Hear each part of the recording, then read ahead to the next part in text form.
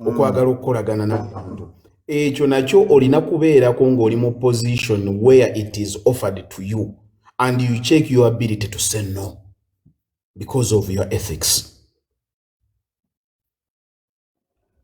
Tukwatagana kakulu nnyo gwe n'obeeraawo mindset n'ogamba nti gundi ono afaananye bulungi naye ndi mufumbo. Abantu abamu babigaana lwakuba embeera tebapamiitinga. Ali awo afaanana vagalanda, ali awo yali yagadde naye agamba bw'anaakwana ajja musaba ssente nti obweraliikirivu obwo nga bwe bumukomako. Kati kyogere bw'oti Haji gamba nti obutuufu bw'omuntu bulabikibwa omuntu ng'alina ssente oba ng'alina power. Nga gwebale nnyo n'anyumizanga gwe. The reality of something. Ekituufu omuntu kyali kyekyo kyali ng'afunye ssente. Tugamba ng'omuntu nti ali muntu ajja mulungi nnyo Katonda tannamugezesa na ssente oba na power. Webale nnyo. Gwe mindset, you can only preach about morals, you can only teach about ethics, nga you are immune from temptations. Nga no osobola okubipreachinga byonna nga temptations zo osobola okuzifacilitatinga. Njagala okategeere bulungi kenjogera. Onjagala oŋŋambe nti bannange obwenzi bubi temwendanga mubeere bantu batuukirivu eri abantu bammwe nga mindset oli musajja mulamu omubiri gwo mulamu sente ozirina obudde obulina but you just chose not to do so. There you can preach about morals. Bw'obanga tonaba kubifuna, you don't have the moral authority. Some of you, your good manners are sponsored by lack. Omuntu akugamba nti nonze ndi muntu mulamu nkola kibwendi lwakuba they cannot afford. Era nga amala kubanga biri byonna osobola kugamba nti byonna mbisobola ng'osobola okusponsoringa temptations zo. Absolutely. Ng'okuwa omukazi emitwalo 2 tegakyakuza mu kyalo naye n'ogamba sigenda gamuwa. Simple as that. Mutuusa okulya n'osooka ogendako mu bathroom ozibale mu wallet nogaa tuyitawo tetuyitawo.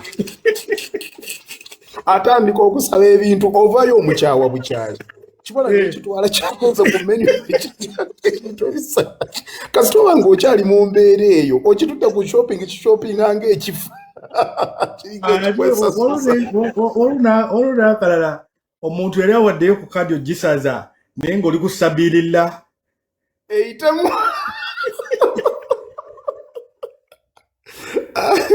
okaba yansaasira obwo bukeeke sibubeerangako.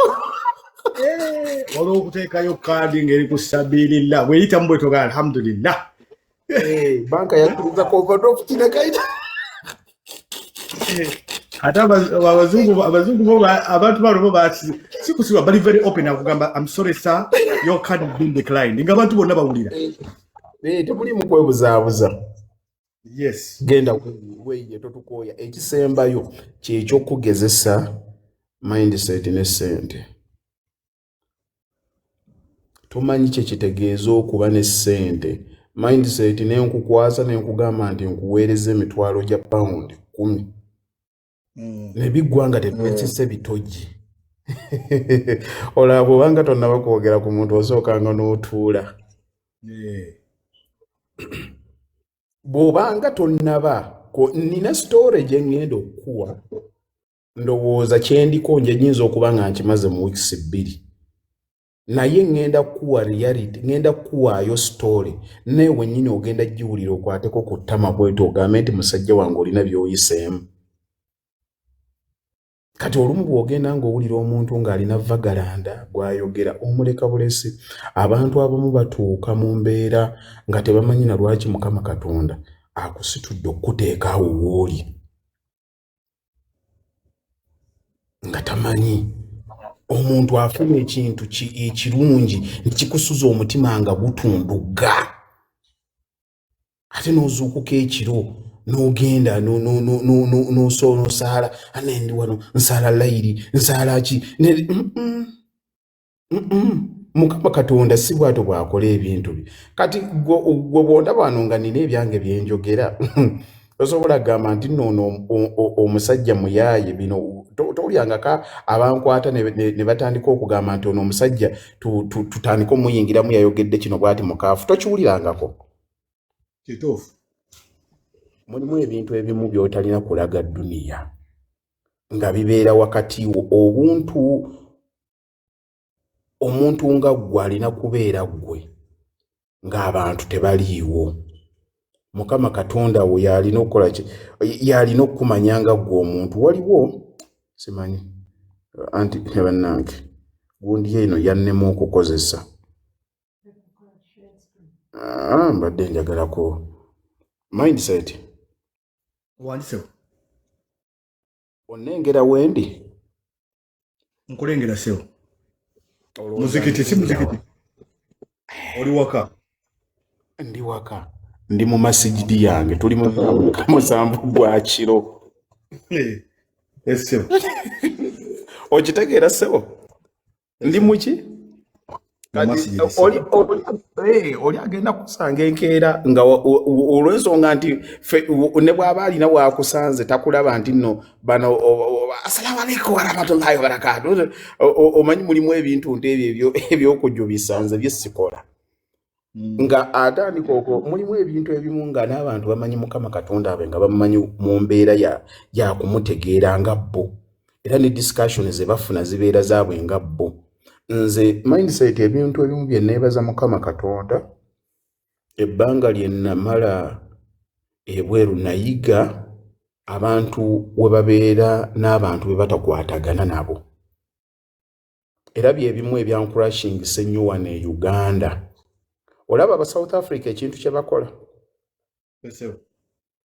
mu nsi yaabwe abaliwo right now tebakirabamu bubi bwonna, but what they are having right now is proper ignorance. Era vidiyo ezo lumu zirivaayo abaana ne bagana naye jjajja waffe yaliko ki nga bw'olaba abazungu we baabeerawo ebiseera bya apartheid nga bagamba wano luno oluguudo lwa muddugavu luno nga bakiraba nti nno it makes sense to them nti abantu okufuna fairness mu bwongo bwabwe bw'otaba nnyo wa mukisa kiyinza obutakutuukako mu bwangu. Nze wano yaliwo nabeera wano nenkubagananga n'abantu bange baswahaba ng'olaba ki ekyabankubisanga nga bankuba lwakuba ngambye nti lwaki muvuma eddiini z'abantu abalala. You know the story. I know the story. You have to coexist. Yes, nabeerako mu society a believing in coexistence. Buli muntu yenna asobola okubeerawo. Yes, asobola okubeerawo nga ye akola ki kyayagala nga tomuyingiriramu. Muleke ffe twabeerawo nze nakolanga ku kampani bagiyita Makenzi naye nga bampita n'okubeerawo nenzija nenkola obwasikaali bwange awo nga naye bupate bwabagge. Tebikwatako okuzikola ndi mu nsi yange bagenda okutuuka awo ogenda okutumya director gundi najja nga kolwa ze yenyiga akakondo noja wadi n'olaba nga kumpi ofiisi 1/3 yonna. Naye we twatuukira mu Bungereza nga nze n'okulaba obulabi omuntu ku kkubo ng'alina omuntu gw'ayagala ng'amunywegera njula omugwa mu bulago. Naye bano abantu bano bakola okutuuka we kyanzijira mu bwongo nti society gye naddamu abantu we bati we bakola ki we beeyisa akugaana okukolera wano ekintu gw'ogamba nti nno tayagala musiraamu tayagala ki bw'otuuka ku Heathrow airport ng'ogenda okuflyinga out ogenda okutuuka ng'akuteekeddewo masigidi. Genda osaale ate ffe otubeera wano omusajja n'akukuba emmotoka ogenda okusubulwa bwati bw'aba mu China ng'ofuluma ye kana akachina lwaki temudde ewammwe. Kati nagenda okumala okutuuka ne ndaba ebintu ebimu ne ng'aba nnanga omuntu mu nsi kirungi ne weetegeerera ekintu wano olaba omuntu agamba nti nno tetusosola mu mawanga ogenda okwekanga ng'ataasosola mu ddiini nti abantu buli omu alina obuzibu bwe ku levels ze naye nagenda okulaba nti okukkiriza abantu ki kye bali kimpa eddembe bwe nagezaako kibuulira abantu abe baaseetinga nga bavumi b'abantu. Allahu akbar. yavaayo yayinooneka bavuma abantu ebiseera ebimu baba basetting olowooza. I think it has something to do with the nga we batusetinga. Nze ndowoozamu bwe nti ng'ebintu bingi bibutanalika mindset nze ndi wano e Kampala waliwo abantu abakwata ne bakubba abantu ne babatta ne bakola ki olaba omuntu ng'akoze ekintu mu mutima gwo nze nyinza okugenda ku site omwana n'akola ekintu ne mukayuukira bwe nvaawo ne mpulira bubi about it.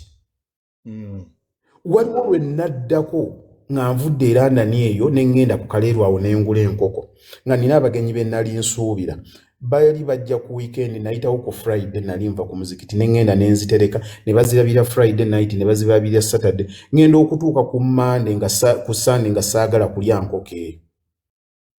Lwaki? Nali njirabyeko awo nga bagiwa emmere ng'obwongo bwange natandise gipeeti. Kitegedde environment gyo kati kiringa nze nali nga nsala nnyo ebisolo ku kyalo naye ebbanga ly'empangalidde wano saagala kulaba kisolo nga bakisala. Bwebale nnyo you just can't because obwongo bubadde mu ddembe tebuli exposed to violence. Kituufu ekyo kimanyi kyoyogera. Nze kakati nina eri mu kyalo gye nnaguze ebizibu ebiŋŋaanya okuteekayo ebisolo ndaba ne bwe naabeera nabyo sirina maanyi gasobola gamba nti musale embuzi eyo kati bijja kubeerayo eyo bintuuke ntandiko gati kati mbikozesa eki.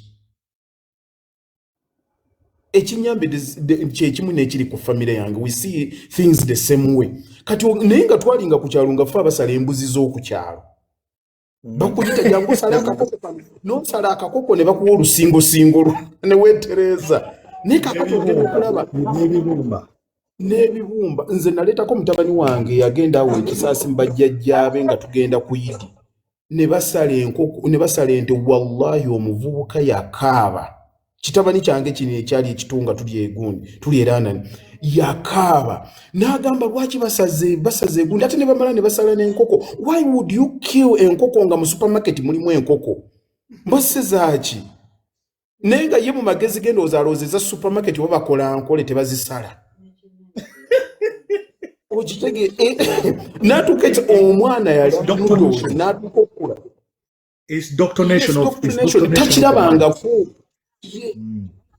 takirabangako nti okwata ekintu n'okisala n'ojjamu akirabanga kyabadde kiramu ejjo. Kati olumu obusungu bw'abantu batandika okunomalizinga gwe ebintu by'olabanga binene nnyo gwe mindset tekikwewunyisa nti waliwo omuntu asobola okukwata ku makya n'agenda natta omuntu n'addayo ewuwe ne yeebaka comfortably omukyala n'abaana n'abagwa mu kifuba how are you school fees zaalabise n'ayogera nga it is so normal and such people tebalina labels nti nno ogenda musanga ng'amaaso matwakaavu oba amatu gamu no they are normal like us. N'otuuka ekiseera ne bano boolaba nze benda banga bamenya ku kkubo oba otuuka ekiseera n'ogamba basenga basoose kubafuna we balaga gwe eka agenda nga obyeyogeza nga kali ak'obuntu kakukola ki kakulimu kakusumbuwa. Yes kakati gw'ogenda okulaba nti nna ak'obuntu kalimu gwe wekka kalimu gwe wekka abantu babi abantu babi kati oli ayinza okugulako olutawo noga naye gundi lwaki for what reason ekitaliiwo kubanga olaba naye how do some people actually sleep? Do you find peace when you're sleeping? Mindset nalwanagana n'abasajja abaali babba ettaka lyange last year. Ekimu ku bintu ebyannakuwaza nga banziba bantu bali ku kyeyo ba vloggers be baali bagiwa omuliro. Oyo mubbi naye kakati ebyo gye naggwera nga ntegedde obulumi bwabwe bukola ki we buli. Mindset nze nagwako mu mutawaana nga bagenda kunzita. Bakifeesi baayiikako mu sikafo y'okulwanagana ne bakifeesi nga bazze tebamanya nti nno nali amuti. Omwana okuntanga bwanti nengenda ne mukuba essasi mu kugulu. Self defense. Yes, self defense nga nfa.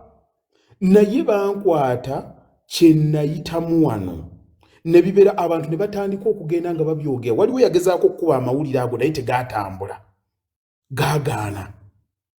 I don't think we have ever had that. Sokoleke wali muskafu eno ne bakifeesi nga baagala kubba, tebakimanya nti walina mechanism to defend yourself. To defend myself. Now I defended myself ne maliriza nenwanaga mindset group gye nalwana nayo gwe nenjikuleeta okera ku macha n'olinya ennyonyi yo n'otambula n'ogenda. Newe bantuusa ku poliisi gwe tosobola kimanya ababbi bali wano e Uganda nti we baatuuka ekiseera nze akutta omuntu nti bano babadde banzita, we baatuuka okimanyi nti nze gwe bakyajenga okuba omuntu esasi. Ne bankyajenga ne bamukwata bo bennyini ne bamutwala ate ne bamusuula mu ddwaliro ng'ate agenda kufiirayo. Bino byenkubuulira byaliwo last year August. Nze mwennyini ate ne ntumayo mu famire yange nga bandetaininze ne mbatwala ne mbagamba mugende munoonye omwana oyo gy'ali. Bagenda okutuukayo nga yeetaaga operation. That night they demanded 4 million nga n'abaamuleese bamusuddewo ne nzisasula.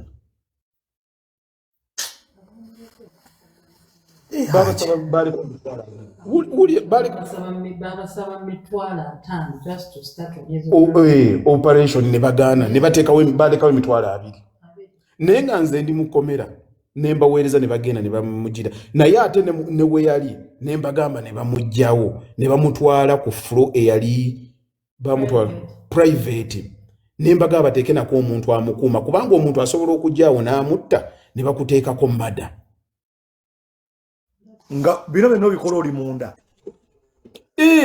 Naye navaayo era waliwo munnange oyo atera ennyo okuwoninga abantu, simanyi gwe twakumanya oli wa NRM omutegedde oyo amawulire tugaleeta era gurupu yagireeta ne batandika okuba asimanyaze n'akuba omuntu essasi. Omuntu yabadde ayitawo buyisi nga asaba mulimu naye eyali ayito mu kukyalo ng'asaba mulimu n'annyonnyola history y'ettaka yonna. Just imagine n'omanya olutalo lwonna olw'ettaka naye nga wabadde oyita mu buyisi kusaba mulimu. Mulimu abantu nga bakola ebintu nga tebi addinga up bulungi naye mindset omwana oyo yavaayo ne mujjanjaba nze ku lwange gundi amalawo sadameka milioni 10 okumujjanjaba. That was just the operation. I think gundi yamala nga milioni 10 naye namujjayo ne tugenda ne tumupangisiza ennyumba gyali myezi nga 6 ne tumukolera ebintu bya saluuni ne tumuwa ne sente enkalu. Bino mbyogera mu maaso ga kamera we baba baagala babisalemu ne famire esobola okutestify. Ono mwana yali part of Bachiface nga bava kumenya na nyumba yange gwokwala n'opangisiza ennyumba. Nazimba ennyumba emirundi 4 nga bagimenya. Naye ngenda okutula mu bakadde be nga ne Bachiface baagenze dda. Kakati bwe bamala okwogera ebyo byonna gwe mindset mu busungu n'omuntu akokoze ekintu ekyo oba ogenda kumukola ki? Mulimu abantu naturally nga we are not built to be bantu ba mitima egyo mibofu nti onyiiga obusungu ne bumala ne bukugwako ng'omuntu. Kati ogenda n'otunuulira n'omuntu ng'anyiigidde